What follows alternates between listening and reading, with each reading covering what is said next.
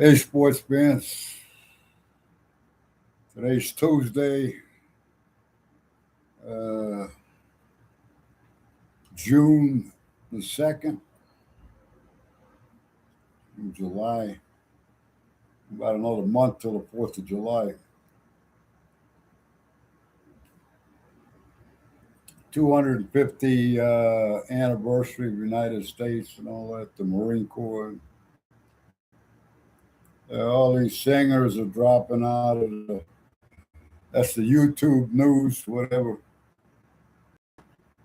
Just watching Maria, good morning with Maria at General King.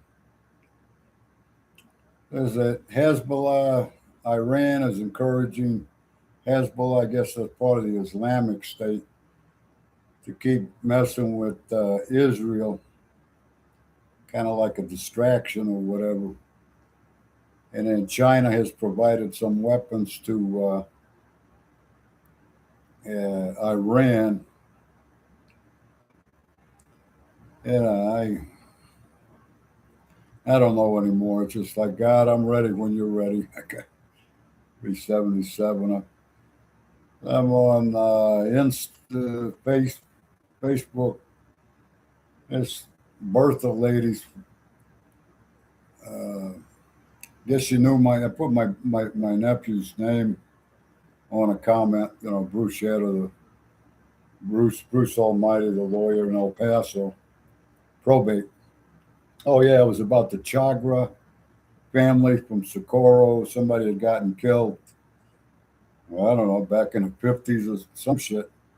One of them was a lawyer, whatever. I met the guy, one of the younger ones, about the guy's around 10, 15, 20 years younger than me.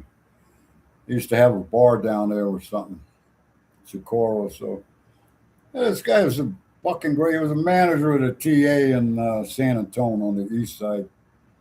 He got a Petro and a TA. I went over. It's nice. Park in the back. Anyhow, one Thanksgiving, I'm dead broke. I mean, dead fucking broke. JB Hunt and owner operator, all this shit. I'm bullshitting with the guy, and one lady, I think I was there a month or two before, and I'd go in there a few times. And the lady looked nice, like a regular kind of cashier lady at the shop. And turns out he was keeping a track of all the finances in the TA. And says that lady went out to smoke a cigarette. I said, "What's up, man?" But he says, "Nah, that just caught this lady embezzling, I think, $2,000." The one lady in the shop, she seemed like a good person, good old boy type, you know.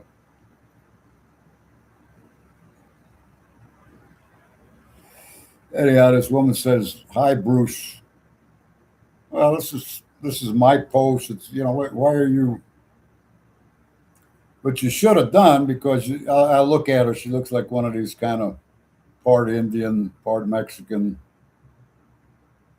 salt and pepper type, short, fat Mexicanas, whatever, Yeah. Uh, As if you want to come by my house, you're bitter and angry and bitter. Hey, you don't even know. Look at her Facebook. Catholic shit. It's like my aunt. I guess she was very religious or something. My mother wasn't. She didn't give a fuck. Had money up in. I don't know if she even worked. She married a guy that was working for the telephone company. Great guy. He taught me how to play chess and all that when I was a kid. They lived in Oakland, a nice part of Oakland, back in the 50s. Uh, He was a ham radio operator, talked to people all over just beautiful guy, beautiful. And she left me 5 grand when she died. I put that down on a house in Oregon. But I had my kids. She never had kids, and she come over to San Diego with my mom's. I was over there. That my ex took off, and kids about a year and a half old or something. And I says, "Hey, this is Vincent." You know, she's all real serious. Says, "You're God." And she whips out a fucking picture of St. Francis of Assisi, a statue with like running water on the bottom. What that's a Catholic thing or some shit. I'm busy. I mean, with that kid, you wouldn't believe it. Even if I told you, you wouldn't believe it. You don't have a second to yourself. Running around, fixing the car, got to go to the doctors, get groceries, get diapers, talk to mom, try to squeeze some money out of her, whatnot, go get some clothes, and what, you name it. I was like 40, I think around 45. I had quite a bit of energy, but I started my trucking business at 59. I can't do it no more. It's all like catching up to me. I mean, if you come fuck with me, I'm going to knock you the fuck out. I ain't got time to box around and all that. But anyhow, my aunt, I says that I looked at that statue of St. Francis of Assisi. Well, I go to AA. I grew up Catholic. My sister got a divorce, got thrown out of the Catholic Church, went to the Methodist Church when I'm 2 or 3. Me and my nephew, we were forced to go every Sunday to the Methodist Church. We went to about 14 years old or something. We just went, so we grow up basically with I guess you could call it a religious background, whatever. What I like about AA, it's spiritual. It's not Catholic. It's not Jewish. It's not Protestant. So for some reason that hit me. I'll go along with that. A higher power of your understanding.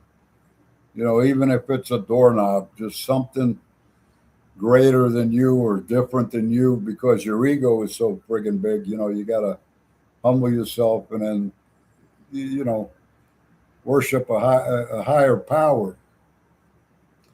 And if you can't, I even see some atheists. If you can't see all the stars at night and the way the day turns into night, turns into all this shit. It's like the pyramids. It's such a great achievement. You just wonder, and then you're not really seeing, nobody left said built by. You got to figure it out. And then what was the purpose? And it's all geometry, all the triangle. AA is the triangle in the circle, and then the Hermetic laws, whatever that is, 6,000 years old or something, where there's a square with the circle and then the triangle, and so geometry, whatnot. The keys to the universe is something. I just started dabbling with that a little bit on YouTube. It's fascinating. So quantum physics, there may be an alternate universe next to ours. We'd never know about it. Maybe it's 5 light years away or a million light years away, and same thing as we got here. We don't know. See, so the idea, the concept, the dimensions of all this stuff. How did we get here? Who made God? Whatever. So I read the Bible just for some guidelines. Just that in the beginning, you know. Now you have to take a leap of faith to go along with that. Everything kind of just falls into place. I wasn't there. You weren't there either. So anyhow, my I says, "What's this?" She said, "Well, that's a statue of Saint Francis of Assisi." Well, everything really about my son with all his this medical condition was, I got to take care of him. I got to answer to the judges, to Children's Protective, all that shit. They ain't playing, man.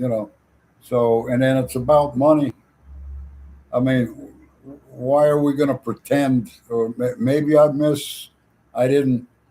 It's me and my mom. She comes over like we're taking care of business, like you're kind of butting in, and you, with all due respect, you're old and you lived your life and all that. I got a kid here, a little baby. It's about him, whether you like it or not. So what? I'm in that frame of mind, and then she says, I says, what do I want with this picture? I hand it back to her. What do I care? Being honest with her. See, they can't handle honesty. It's just, oh, fucking made a face, looked at my mother, goodbye, and she stormed out the house. Like this lady this morning with my nephew. I work with your nephew, and sorry you're so bitter and angry, to somebody that just wanted to say hello. And then I looked at her profile. It's all these statues, very Catholic. They're indoctrinated. They're brainwashed. Uh, they don't smoke. Some of them, one or two. My mother smoked all the way till she was 100. They drank a little glass of champagne on Mother's Day. That was it. And my dad drank one shot every day, religious like, and then but they have nothing else going. If they can, you're angry and bitter. You don't know me, motherfucker. I'm 77. You worked with Bruce where you were a lawyer's assistant or a secretary or something. And why do you put that label on me? I highly resent it. And then I says, well, talking to people like that, it don't make no. I don't know you. I'm just getting the first thing is you're angry and bitter, and your nephew. I worked with him. Like I went to the middle school. Like I lived in L.A., New York. I came back to El Paso to middle school. I said, yeah, my nephew is Bruce Shetter, the district attorney, children's protective. So, and I know, and Tina Marie's in real estate got a picture in the paper. Oh, Burgess High School. Oh, you know them. And this counselor lady, she's pretty nice looking and whatnot. I'm pushing 50. She's like 35-ish, maybe a kid or two, got a husband. Her brother, I'm talking to her, is another one trying to play that holier than thou. Well, for her role in the middle school, and they have to act like they're above reproach or whatever. Anyhow, I start telling her, we're getting ready to go into high school last week or two. And I said, can I? I says, what I'm looking for is, I think she was part Mexican or something, but I says, I like to see, well, I'm part Mexican. I like to see a Mexicano or somebody that's Latino doing well, doing good. She ain't saying a fucking words, like she don't understand what I'm saying. So she reaches in her desk drawer, pulls out a magazine, says, "This is my brother. He's 1/10 owner of the Houston Texans. He's in a nice suit, I said, that's exactly what I'm talking about. I said, I think that's great. Now, 1/10, I mean, you're talking the conversation on the internet and at the truck stop and between people is Jerry Jones and one from the Boston Patriots. They're the ones making hell. Got a 25-year-old girlfriend now.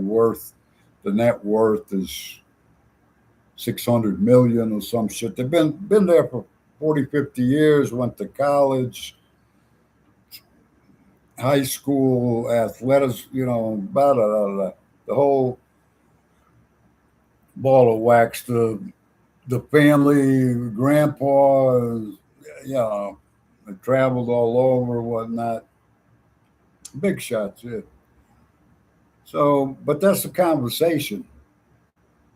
And then a lot of the blacks for the last 20, 25, 30 years, they were starting to have, back when the Cowboys were 93, they were starting to have black quarterbacks, one or two, not too much, but it's, then they wanted, the black coaches, and there's still no, I don't think there's no black owners. You're getting into that huge money, which it's not for everybody. And then too, I think instead of saying it's racist, it's an ability to hang in there for a long time and how do you say it? Thrive in a very competitive industry business. It's like Jerry Jones. Not every white guy can. Part of it's luck, I think. He discovered oil in Arkansas or Oklahoma or some shit like that, and he made a ton. I was just looking at Houston or Beaumont, Texas, where some old guy, 1901, where they discovered oil. Kept drilling, kept drilling. They thought, went through the layers and thing blew all the pipes and everything up, 500 feet in the air. Went on, it was spilling a ton of oil for, they went down 1,100 feet. That's not everybody. And they're saying that guy's crazy. The second or third time he tried to drill 500 feet, 600 feet, nothing. I think that's great. I think it's a true story. I forgot the guy's name, but yeah, the Rockefellers, the one that started the railroad back east in Pennsylvania, they started hauling the oil. The 1910, 1920s is unbelievable. And then the money guys, not everybody, but the money guys from Boston, the northeast, New England, tend to have more money up there for a long time. That's where the country first started, but not so. Yeah, the city built there for 20, 30, 40 years, and then they ran out of oil or whatever, and everything going to Houston, the ports. They started with the refineries. Now they got pipelines, a couple of pipelines to the Permian Basin and whatnot. The history, the minute I say my nephew there is, well, forget about the past. Well, the future's built on the past. It's called history. I was never interested in high school. I went to New York, where as histories seem like, or at least the guys I was talking to. One guy, Tony, Afro Tony, he made it interesting. He says, "Oh, I love history," and he started on and on. We're drinking, there's 4, 5, 6 of us. And somebody put in 2 cents. I said, "Yeah, I was thinking about something like Italian Marco Polo, the origins of the Italian. Oh, that's interesting because I'm from over here." I says, well, my grandfather was from Spain, came to Mexico. That's back in the 18, I'm guessing around the 1800s, 1820s, around there. And I drive truck all over West Virginia, man. They got a little sign on the side of the road, the mountains, fucking, I don't recommend driving a truck with a 53-foot trailer through that shit. So I says, home, some lady, back in the 1840s or something, a school teacher or some shit, they put up a sign had been there forever that I'm like, wow, it's all that Appalachian type, very mountainous. That's the way the country started, So, I mean, they're white, like basically hillbillies or some shit. I never had no problem. They're fucking people. If I got stuck, people would just bend over backwards to help me out. I took the wrong turn. Went to, fucking GPS ain't helping nothing. I had to go over this bridge, and I was following the road, and I said, I look at the GPS, and it was come up that fast. I wasn't paying attention. Hey, you're tired. So I should have turned over this. Now I got to stop. It's a 2 lane stop and back up about 30 yards, about 100 feet, and come on back over this way. There's not too much traffic, but here comes a guy, pulls up next to me, stops. He says, "Where are you going?" Because you could see that I needed some help. And I said, I got to go to so and so. He says, yeah, you got to go that way. He said, let me help you back up. I appreciate that, man. Back it up and go this way. Thank you, man. God help you. God love you.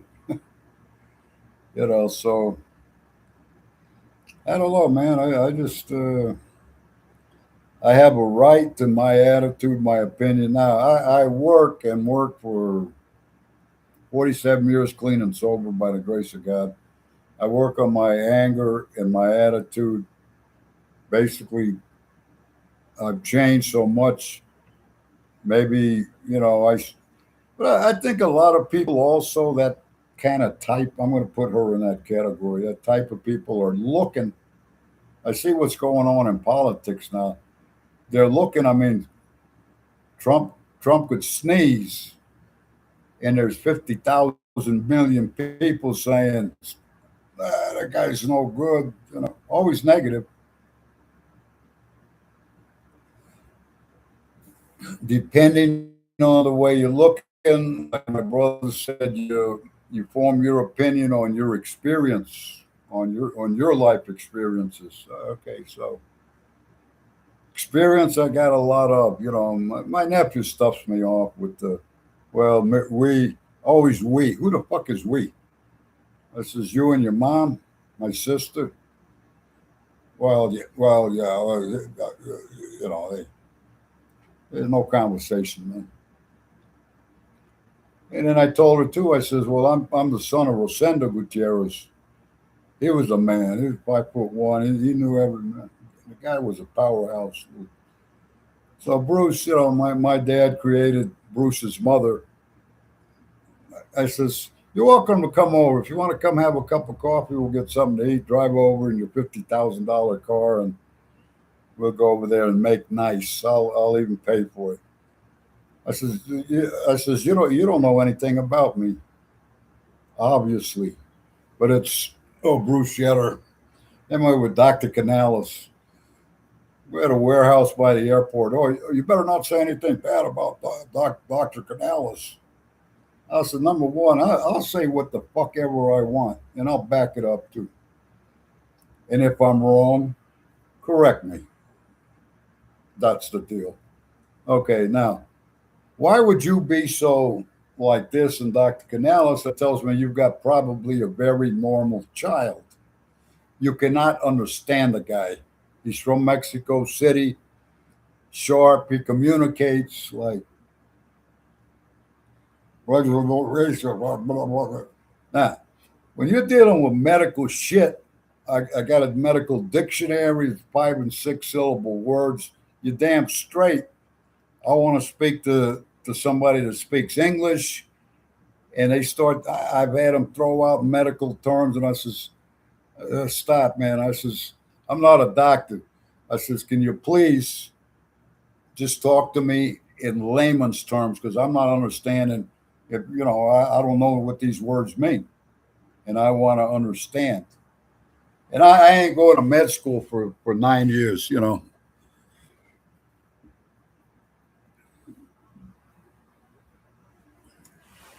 I would say that to a lady, and then if you want to continue a conversation, did that shake up your little rowboat there. The same way here with Trump. I says to yesterday, I says with that Epstein thing, you're talking about the president of the United States, which is going straight downhill. He's just trying to save it. Otherwise, let's talk to Putin and AOC and Bernie Sanders. Uh, uh, which way we're going? I get to the point. I don't even care no more. But if you keeping things in perspective, just the new ones have to take over, and the money they're talking millions, billions, and trillions. And then they start talking for the future, your kids and your grandkids. Well, that leaves me out. I'm at the end of my race. I'm 77. My nephew, oh, we're going to live to be 100. You were out driving a truck for years, smoking for 40, 50 years. And then you got your wife, the kids are out of the house now, so you're going to have and he's also going to learn that it's what you call an empty nester. You don't need that big old house no more once you sell it. Once you and your wife go on a world tour or something, go on an ocean cruise around the world or something, because the kids are out of the house. They baby the shit out of them, I got guys that are 15, 16, lied about the age, went into the World War II and all this shit. It's a different type of scenario. You got to when we're talking, but right away, you don't like me or the way I talk, or I got my teeth are fucked up. I'm not driving an EV, electric Teslas. Yeah. Well, why don't you come over here? Have a cigarette. Oh, you don't smoke. Yeah. No tattoos. Have you ever been locked up one day in jail? No, you don't know. Alcoholism and drug abuse. How does that play into? That's probably one of the main causes of why the U.S. is going the dumbing down of America. Comes the whole world feeding the American, the dumb Americans that hustling, dealing drugs. Half of them are locked up, and when Trump is blowing these cocaine toting speedboats out of the water, me, I said, good. People are going to die. Let's keep things in perspective. You're killing 100, 200,000 people a year in the United States behind those ODs, fentanyl, and all this shit. And at any time you got a drug addict or alcoholic, it affects the whole family. So, let's get to the bottom. Let's get to the root of the problem. Where do you start? I don't know. I think it's spiraling out of control, really. But make a last ditch effort to just blow all these motherfuckers like Iran. You're talking and they're over there humping your leg and blowing smoke up your ass. I'll say I was watching last night with a girl showing there's 31 provinces or whatever in Iran, and thousands at each demonstration. They want to get rid of this. It's the Islamic regime, IROG or some shit. Oh, okay. That's what's at the root of this problem. Yeah, death to America. Connect the dots. Figure it out. Oh, okay. Hezbollah. The first thing Hezbollah is over there attacking. Iran wants them to attack. Yeah. Ilhan Omar. Some of that money. Minnesota is going to fund Hezbollah or Hamas. I don't know. Death to America. So See, the British people were standing up like motherfuckers lately. That's what you need, you know? Kick them all out. That's hell of a project, but you want to save your own neck, you know, if it comes down between me and you, it's going to be you. Get out of here. So they've infiltrated that. That's why once they get a foot in the door, it's hard to get them out. And then I guess this is it don't matter how much it costs, they need to get them fuckers out, or they're going to have their foot on our neck. Think about it. You know, people don't think. You know, they just go along with. They've gotten used to just protesting whatever, still rob all the flags in the Arlington National Cemetery, or set fire to the American flag and take a video of it. 3,000 likes. Uh, yeah, anyhow, everybody have a good day.